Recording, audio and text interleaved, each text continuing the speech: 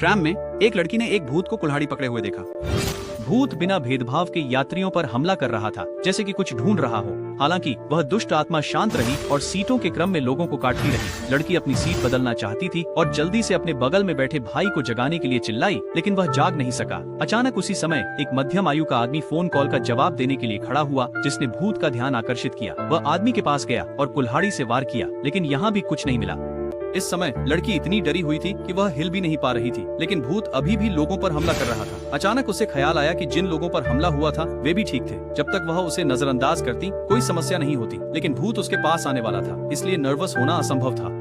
वह खुद को प्रोत्साहित करती रही। अगले ही पल उसने देखा कि उसके बगल में एक महिला अपने मुंह से काला धुआं निकाल रही थी। ये क्या हो रहा था? अचानक भूत ने कुल्हाड़ी उठाई और उस जगह की ओर निशाना साधा और फिर उसके सिर पर वार किया। उसने धीरे से उसे नीचे धकेला और फिर उस दुष्ट आत्मा को बाहर निकाल दिया। लड़की अपनी आंखों के सामने जो हुआ उससे स्तब्ध रह गई। अप्रत्याशित रूप से भूत ने फिर से कुल्हाड़ी उठाई और उसका अगला लक्ष्य स्पष्ट रूप से वही थी।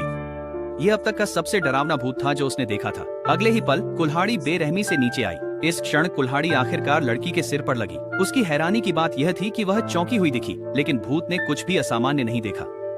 इस बीच ट्राम स्टेशन पर पहुंची और यात्री एक के बाद एक उतर गए। पलक झपकते ही भाई जाग गया और पाया कि उसकी बहन खड़ी है और बैठी नहीं है। उसने अपने भाई को स्टेशन पहुंचने से पहले ट्राम से उतरने के लिए चिल्लाया, अरे बहन, तुम्हें क्या हो गया है? उसने समझाया कि उसे कुछ अंडरवियर खरीदने हैं। जल्द ही वे मॉल पहुंच गए। केनको ने कुछ अंडरवियर खरीदे और पहनने के लिए एक टॉप भी लिया। अप्रत्याशित रूप से जब उसने आईने में देखा तो उसने अचानक अपने पीछे एक भूत देखा और फिर उसका सिर उसकी कान की ओर बढ़ा।